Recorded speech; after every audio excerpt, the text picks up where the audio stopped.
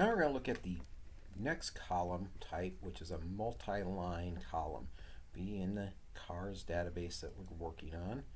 And if we go over here, currently all we have is text columns. We want to make a new column, and the type we're going to use is multi-line. Now, the difference between multi-line and text is a text column is one single line, and you can limit the length of the line. So if you only want someone to type in 10 characters, you can do that. A multi-line is what's also called a text box, and you cannot limit how many characters are in it, and it can be typed with returns, and it's very useful. One of the things that's very useful for it is to make notes. And I'm going to tell you right now that pretty much every table you make, you're going to want to have a notes column in here. And let me show you why. If we go over here, and someone's going to make a new car for you, and they're going to make a make of the car, and it's going to be a Ford Pinto, and they're going to go down here, and they're going to want to pick the color.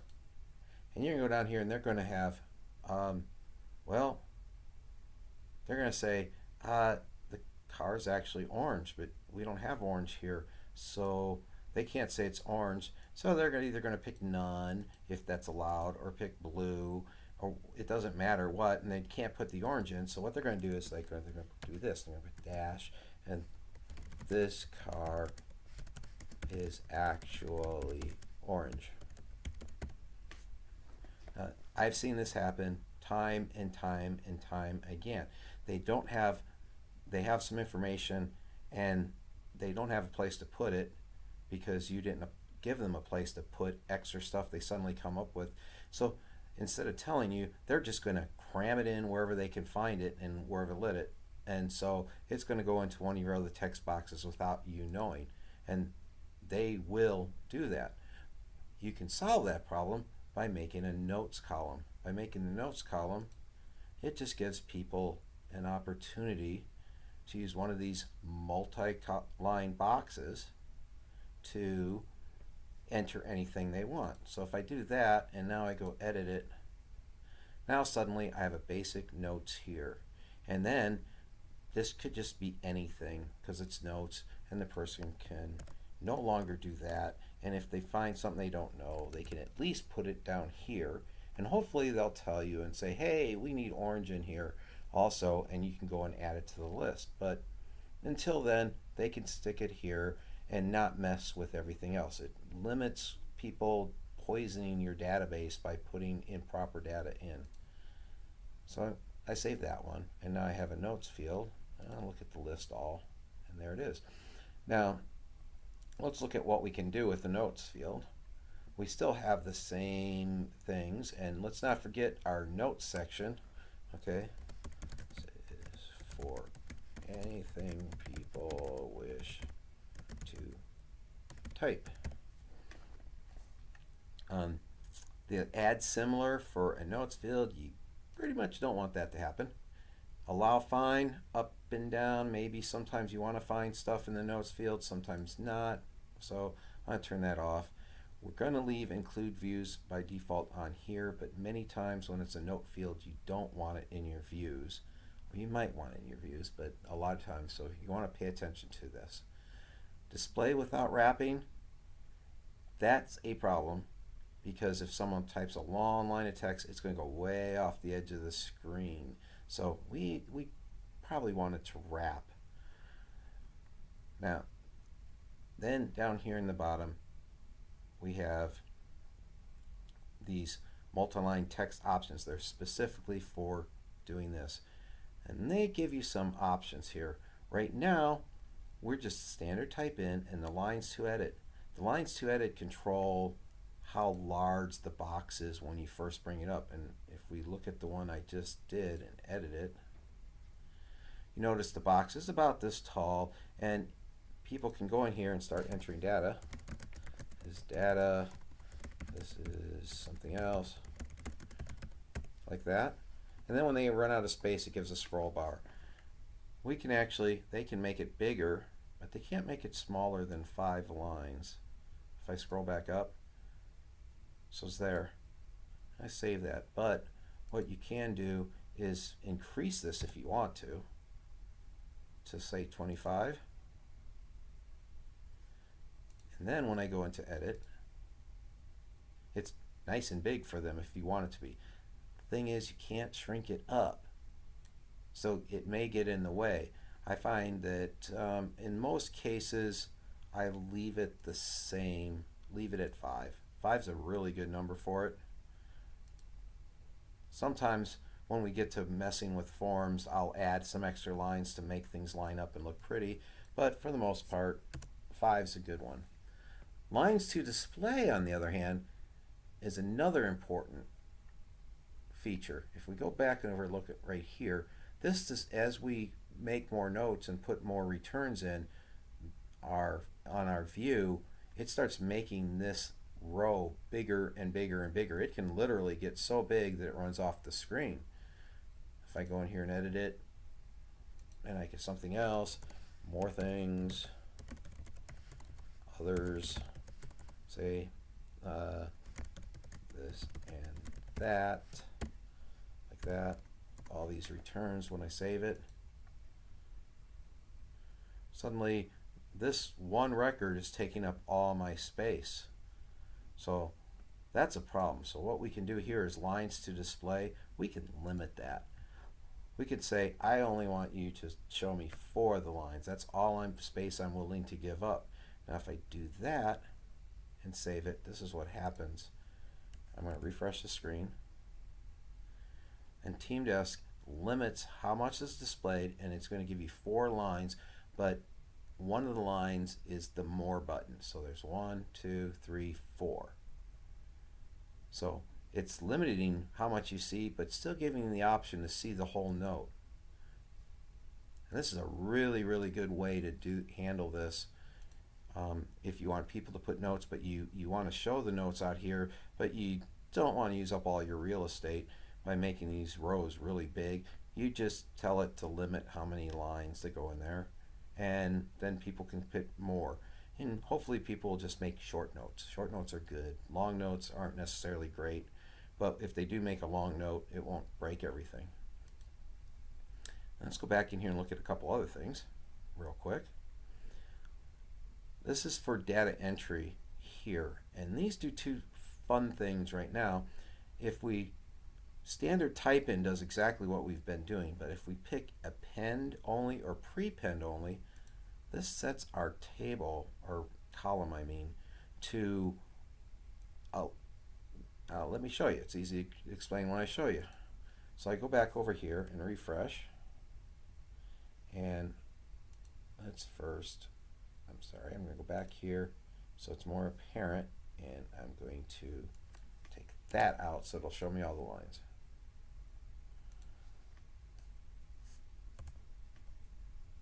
Okay, there's what I wrote there. Now let's say if I edit it and I've set my prepend. Okay, what I do is I put this new text in.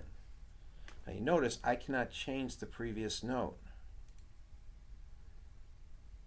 But from now on, anytime I add a note, it goes on the bottom, leaving the old stuff in there, and there's more stuff there. If I add another one, I have to go down and write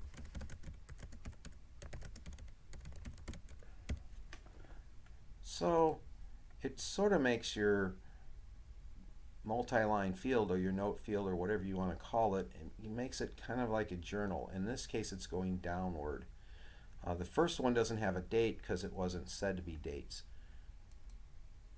I'm going to go change this again, and let's make it prepend and see what it does. In this case, I'm just going to change this top one, but now it's set to prepend. So this is my first note,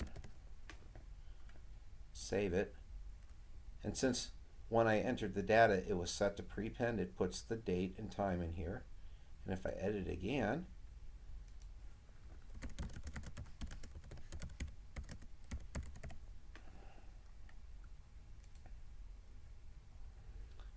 See, it puts the second note on top, so they're going to be the newest stuff on top with the oldest stuff on bottom. So it just depends on how you like to do things. Many people are used to having the newest stuff on top and historical stuff go to the bottom. And this is a very nice thing. The one shortcoming is, if you noticed, when I edit this, I can't change this old stuff. The only way to change the old stuff is to actually go back in here, manually change it back to type in, save it, go back over here, edit again. Now I can go in here and change it a little bit,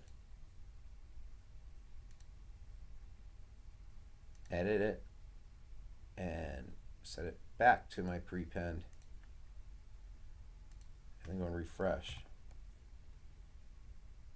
And now I changed that first one by doing that. It's not an elegant way to do it, but it's actually designed so you can see when people have changed things in a multi-line field. So that's one thing you can use. A couple other things real quick on the multi-line field that's different than any other field is the format of the field. I'm going to change this back to type in so we can just see what it is. Now, simple text just puts text in and it ignores any formatting for spaces, ignores bold and everything. So if I was to go in here and edit this one, I'm going to just take out all this stuff now, and I'm going to test, and I'm like, this line is over to the right. And I go down here a couple more, and I might even,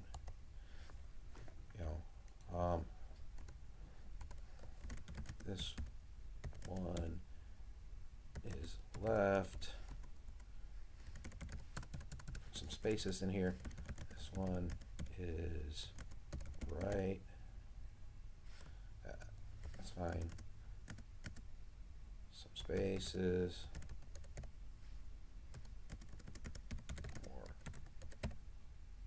So I kind of space things out like this and stuff and put some spaces here. I can go down another line like this. Looks all nice.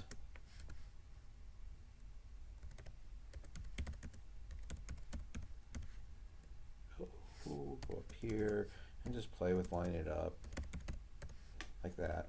Something like that. And it all looks nice, and I save it.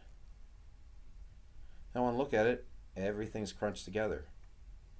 If I go to edit, it's not crunched over. When I save it, it's crunched over. And that's because in the column, it is set to simple text. And simple text ignores multiple spaces.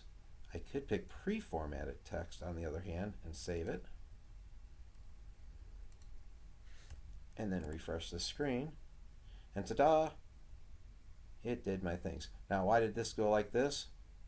That's because I'm allowing wrapping in this case. So if I went and said display without wrapping, then it's going to make that column wider and do other weird things. It's a give and take because it scrunched this column over and then wrapped. So there are ways around that, but with wrapping, without wrapping, pre-formatted, all those do different things. But now we also have markup. Now markup's even better than pre-formatted text, but you have to teach your people to use it. By doing that, I go in here and refresh again. There's my screens. It looks beautiful. But now when I edit, this gives us, I'm going to increase this a little bit, this gives us some controls up here to format our text. So I can go in here and I can use what's maybe header 2 or header 1. Let's go with header 2 right there. These here, I can highlight that stuff and I could say it's code, a block quote. Okay, And this one here, I want to be bold and italic. See if that works. And now I save it. What does it look like? I got the header. I have this. It didn't indent, so I would have to indent it. These here are block quoted over. It's looking good. If I view it here, it looks even better. I have a little bit of problem with that. So to edit it, you have to learn how to edit it by going like this. You have to take these codes out of here, which can be manually typed in. These are markup codes, so we're trying to add them. Wait, I can do that, and then I would have to highlight it again and do the bold. So now it should be bold, italic, both right there. And if I want this one to go over to the right some, I would have to indent it like that. Let's save that and see what it looks like. Oh, look, I indented a line, bold, highlighted, header. So you can actually take your note field by making it a markup and allow people to work with it in markup language. And markup language is available on the internet. So those are the things you would use a multi-line text field for. And you can use them to be as complicated and as not complicated as you wish them to be. But you should use them when they're appropriate. Don't use them to replace every single one of your text columns, because you'll have some real problems in layout and real problems in other things. But when you need multi-lines, you need people to type in blocks of text, that's what the multi-line is for. Thank you.